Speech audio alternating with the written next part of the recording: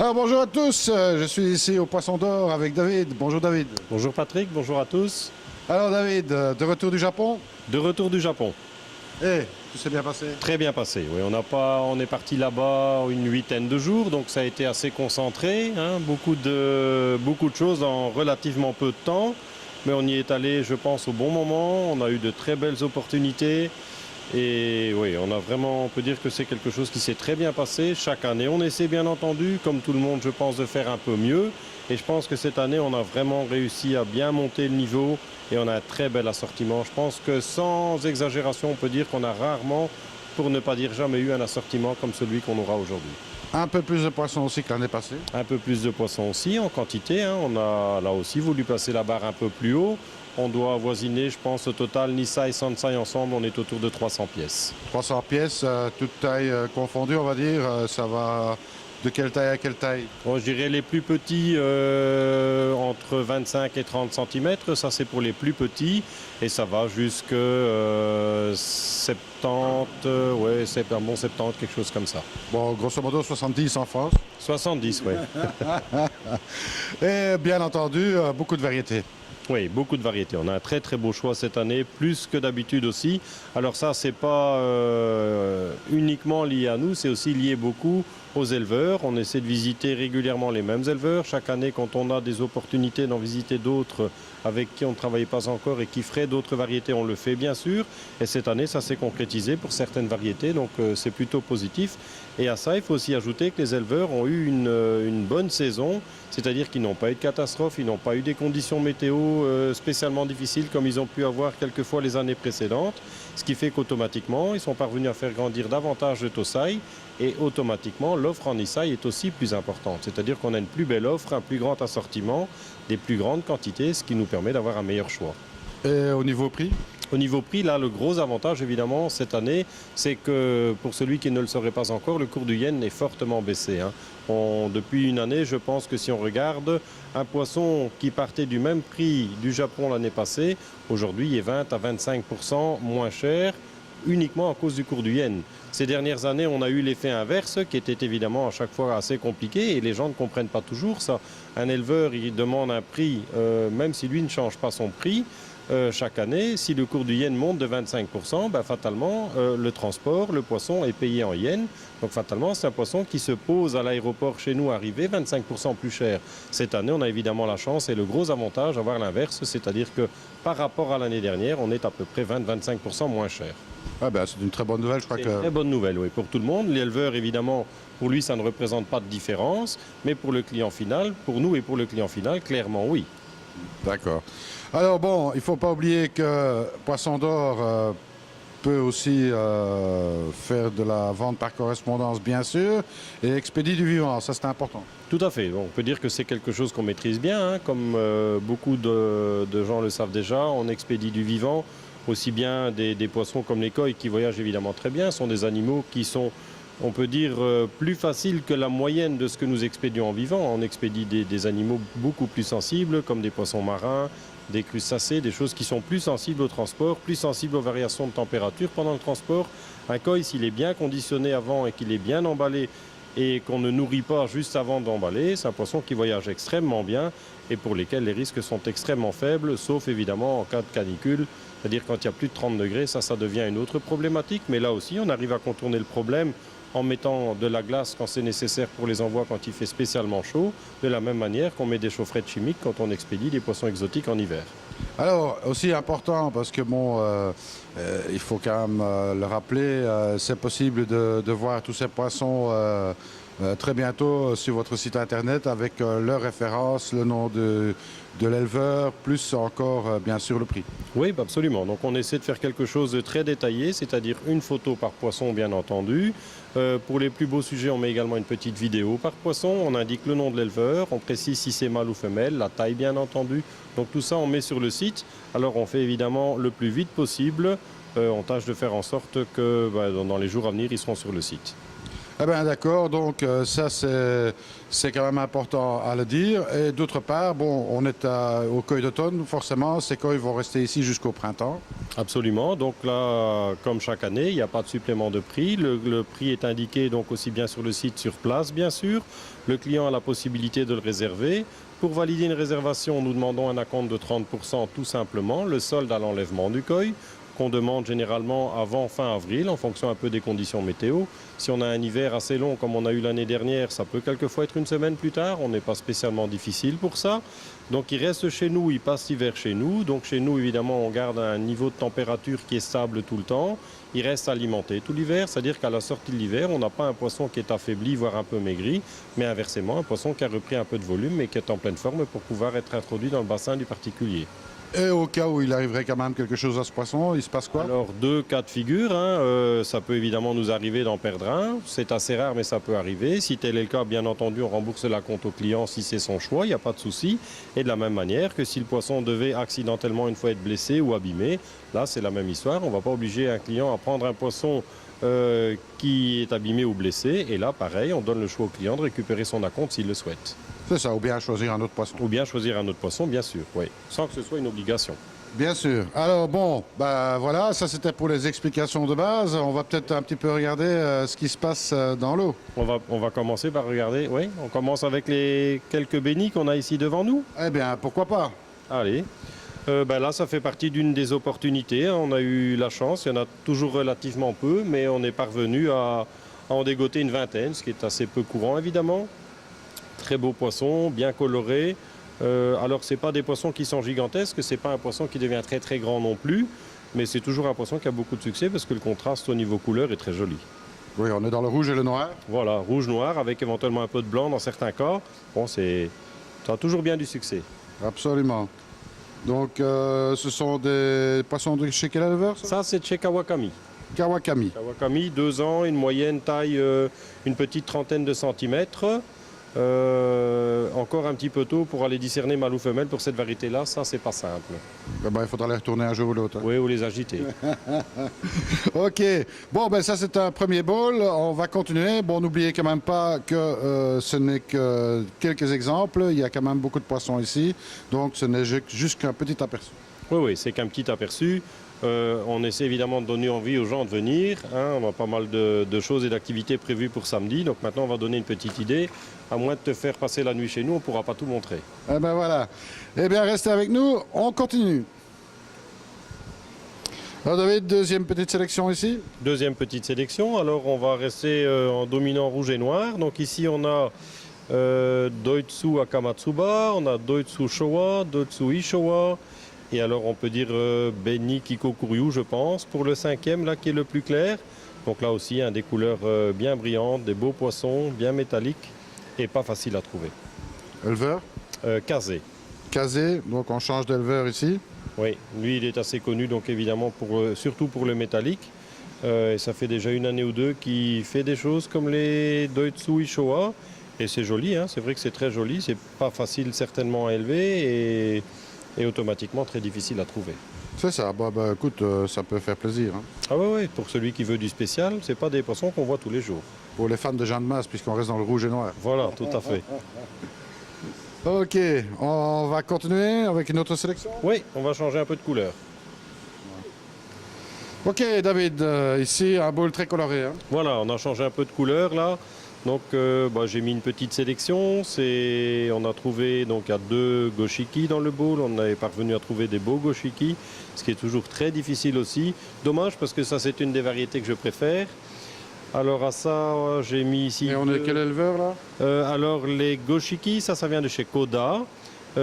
Comme les Doitsu Ariwake d'ailleurs, donc là j'en ai mis 2 aussi, on est parvenu, on en a une dizaine de beaux Ariwake cette année, ce qui est aussi très difficile. Donc ça, j'ai mis un Yamabuki. Alors ça, les Yamabuki maintenant on a pris l'habitude de les prendre tout le temps chez le même éleveur qui est Izumiya. Pourquoi? Tout simplement parce que ces poissons, ils ont tendance à bien rester, bien colorés avec le temps. On s'est rendu compte avec l'expérience qu'en fonction des qualités d'eau et des paramètres dans le bassin, tout ça qu'on pouvait avoir chez nous, des poissons qu'on pouvait prendre chez tel éleveur restaient bien colorés et d'autres avaient tendance un peu à la fois à pâlir. La Yamabuki est assez sujet à cela. Donc là, maintenant qu'on travaille avec cet éleveur-là, on a des très bons résultats de développement et surtout, on a beaucoup moins de couleurs qui ont tendance à partir avec le temps. Donc voilà la petite histoire pour la Yamabuki. Kikusui, qui est très joli aussi, hein, donc métallique comme ça. Et alors, on a aussi une vingtaine de beaux sankei. Donc là aussi, c'est des poissons, tout ce qui est Go-Sankei, ça a toujours beaucoup de succès évidemment. Pour les connaisseurs, ça reste la référence. Hein. Sankei de Sankei, ça c'est également Izumiya. Il fait des très bonnes choses en Go-Sankei. Hein. Il y a des très beaux Sankei. Kohaku moins, mais en Sankei, il y a des belles choses et quelques beaux Showa également. Le Kikusui Kikusui Koda. Koda. Oui. Donc là aussi, hein, on a un bowl qui est bien coloré. Bon, ici, j'ai mis un exemplaire ou deux de chaque, mais évidemment, on en a davantage de disponibles. Hein. Bien sûr. Ça, il suffit de venir voir ou bien d'aller sur le site. Voilà, tout à fait. Allez, on continue. Au suivant.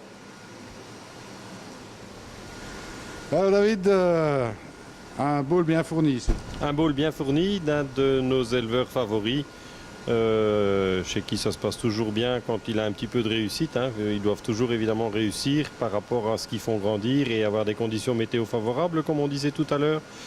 Donc on parle ici de Shinoda. Il est très connu pour Doitsu, c'est-à-dire Doitsu Kohaku, Doitsu Sankei, Doitsu Showa et alors Iyutsuri également. Et donc là, j'ai présenté un petit peu un assortiment de ce que nous avons trouvé chez lui. Donc il y a un Ginrin Iyutsuri, Ginrin Ishowa, Ginrin Showa.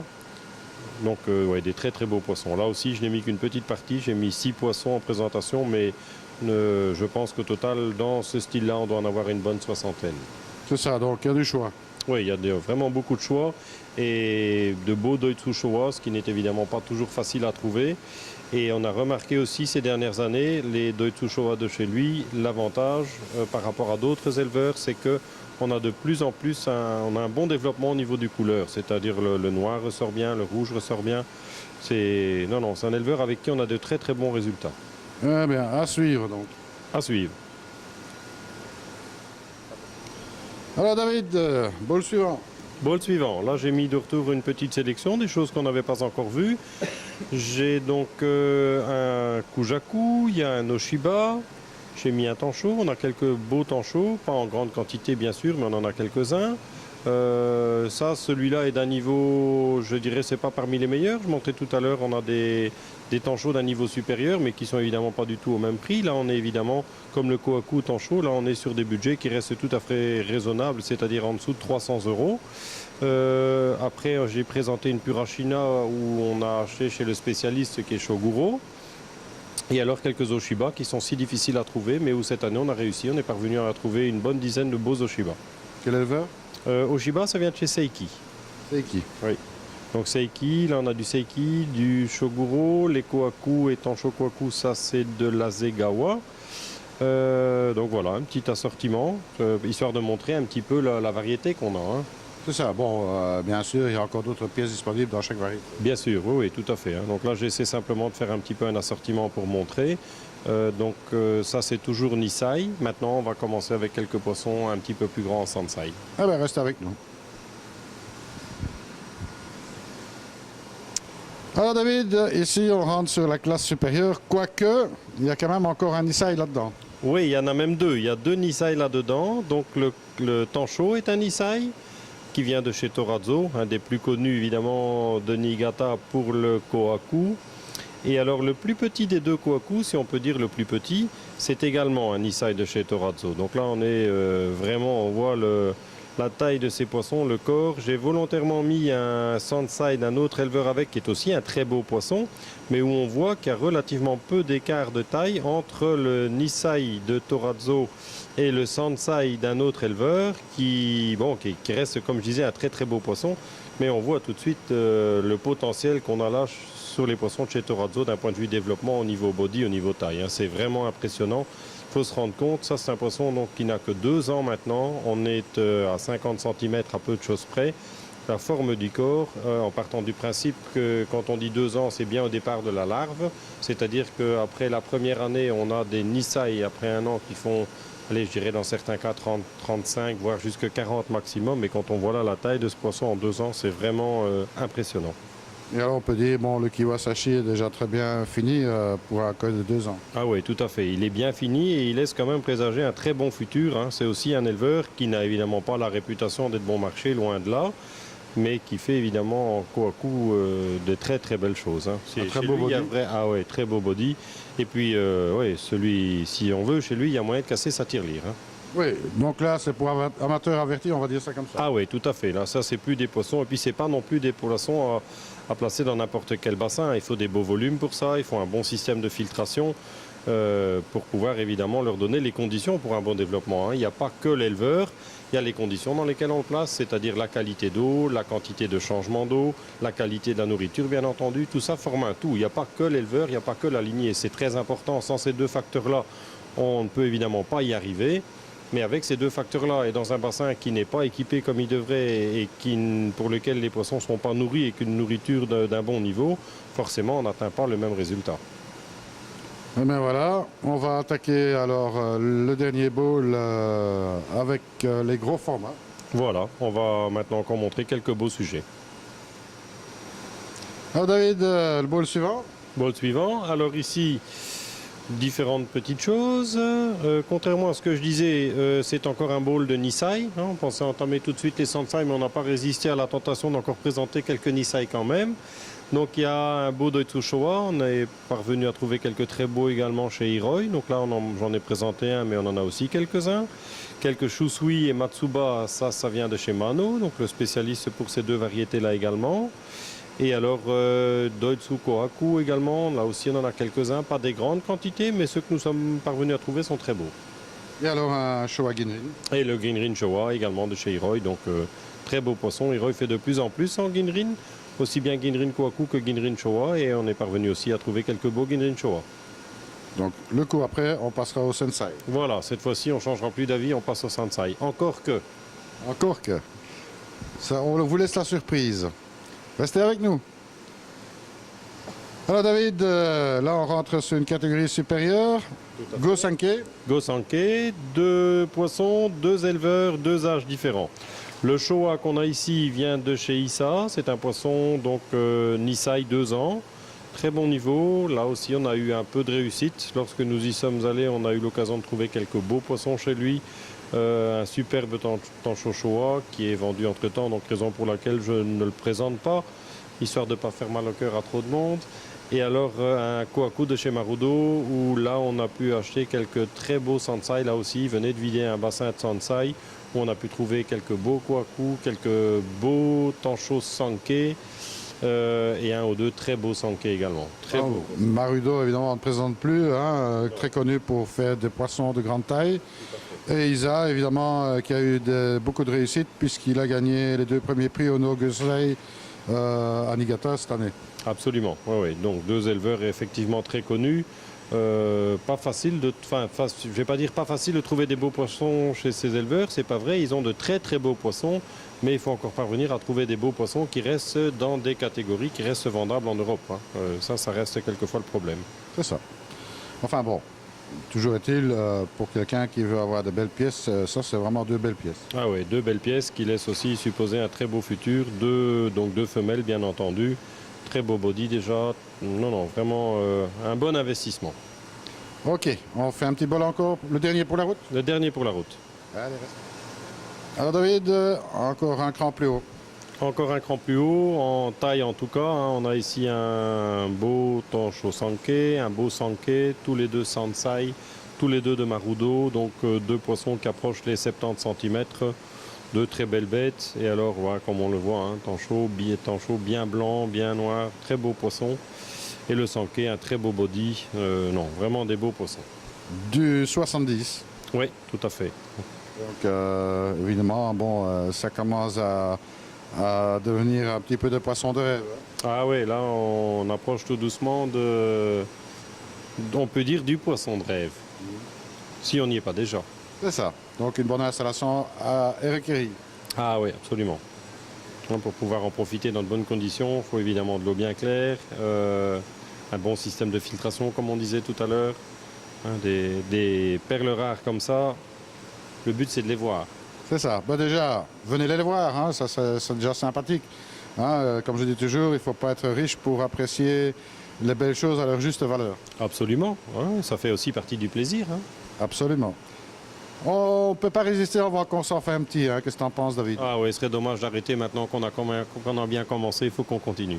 Absolument, restez avec nous. Bon, David, ici, on a une petite vue sur un bac avec pas mal encore de poissons qu'on n'a pas sortis, évidemment, dans les bowls. Oui, comme on disait tout à l'heure, c'est compliqué de tout sortir, hein, on en a tellement à montrer. Ici, on voit un petit peu un assortiment, ce sont tous des sansai, il y a un petit peu de tout, de très beaux yamabuki, d'izomiya, il y a un très beau kigoi, un très beau goromo aussi qu'on a eu l'opportunité de trouver sur la fin. Un beau Tansho Sanke et un très beau Doitsu Akamatsuba. Donc tous des beaux poissons qui ne sont pas faciles du tout à trouver, mais qui nous permettent d'avoir cette année effectivement un très bel assortiment. Alors voilà, deux petites perles que les guides vont particulièrement apprécier. Ah oui, de belles perles, je dirais même, compte tenu de leur taille. De deux très très beaux asagi. Quand tu dis perles, tu ne peux pas mieux choisir le terme. Je pense que c'est les perles rares de notre voyage cette fois-ci. Deux très beaux asagi de chez Kataoka, qui est très connu pour ses asagi. Et surtout, on a eu l'occasion par le passé de voir qu'ils remportaient régulièrement une fois un concours avec des asagi. Et quand ils grandissent, ils deviennent vraiment extraordinaires. Là, on voit, ils sont vraiment comme ils doivent. Un très beau body, femelle bien entendu, bien clair sur la tête, un très beau dessin. Le net est magnifique, donc vraiment des très belles bêtes. Et la dorsale bien rouge, ce qui n'est pas toujours facile à trouver. Ah, tout à fait. C'est très très difficile à trouver. Et non, on est très content. Il y a de quoi l'être. Non, on est très content d'avoir pu les trouver. Tout le mérite, évidemment, revient à l'éleveur. Hein. C'est lui qui a fait tout le boulot. Absolument. Alors voilà, David, merci pour ce petit aperçu de ta sélection 2013. Bon, bien sûr, il y a la porte ouverte ce week-end. Oui, tout à fait. Donc samedi toute la journée, ça commence à 10h, donc on ouvre à 10h. On fera en sorte de préparer le café, un petit encart pour ceux qui auraient un petit creux en arrivant chez nous, pour ceux qui auraient fait pas mal de route par exemple. Et alors pareil pour le midi, on prévoit un petit quelque chose à grignoter, un petit verre, histoire de faire en sorte qu'on soit dans de bonnes conditions pour terminer en fait l'année. Enfin l'année, si je peux dire l'année, non, plutôt la saison. Hein, en saison de bassin, ça va se terminer tout doucement. Donc on va essayer de faire ça convenablement. Alors bon, David, journée porte ouverte, d'accord. On sait venir voir l'école, mais il n'y aura pas que ça à faire ici. Ah non, pas du tout. Donc le matin, bien entendu, essentiellement l'école, histoire de regarder un petit peu, découvrir. On a prévu aussi quelque chose avec un vétérinaire spécialisé qui est Tim Barbet, début d'après-midi, c'est-à-dire à 14h. Il va faire un petit exposé, pas quelque chose d'ultra technique, mais un petit peu comment préparer, je dirais, le bassin et les précautions avant l'hiver. Il va aussi faire un petit peu une mini, je dirais, formation, si on peut appeler ça comme ça, pour la manipulation des koi, c'est-à-dire comment les pêcher, comment les soigner éventuellement. Donc je pense que ça peut être intéressant. Tout amateur aura certainement des choses à apprendre. Ben voilà, donc des activités ici. Et puis bon, bien entendu, rien n'empêche aussi de faire un petit tour dans la partie aquarium. Bien sûr, oui. Celui qui aurait un peu froid, il peut toujours aller se réchauffer de ce côté-là. Ah oui, parce que dans le tropical, il fait vraiment chaud. Hein. Ah, là, il fait meilleur, oui. Eh bien, je te remercie, David. Je te souhaite beaucoup de succès avec cette sélection 2013. Bien entendu, n'oubliez pas, vous retrouvez toutes ces sélections sur le site Internet. Oui. Tout à fait, donc on fait le maximum pour les mettre le plus vite possible. Eh bien voilà, c'est un gros travail, croyez-moi, c'est pas si simple qu'il n'y paraît. Eh bien, moi je reste à vous dire à très bientôt, et comme je dis toujours, surtout, ne soyez pas sages. Salut à tous. À bientôt.